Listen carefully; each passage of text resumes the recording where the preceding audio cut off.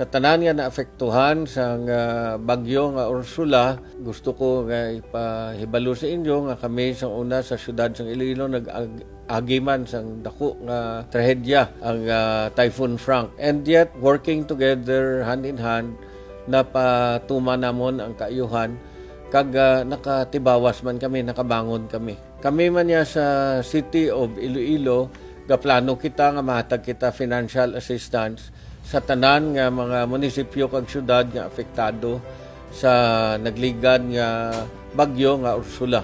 And we will try to make sure nga ini nga bulig naton makalabot gid sa tanan sa pinakamadali nga panahon. Sa aton tanan nga mga naapektuhan sa bagyo nga Ursula, ga tan-aw naton nga sa masunod nga tuig kung nagabinuligay lang kita tanan, makabangon gid kamo. Kami nga ari diri sa syudad, tingwaan gid namon nga makabulig man sa inyo sa amon masarangan. Magbinuligay lang kita tanan para sa padayon nga bangon sa Western Visayas kag sa aton tanan diri sa Panay para nga tanan kita ululupod pag-uswag sa aton isla nga Panay. Happy New Year gid sa tanan.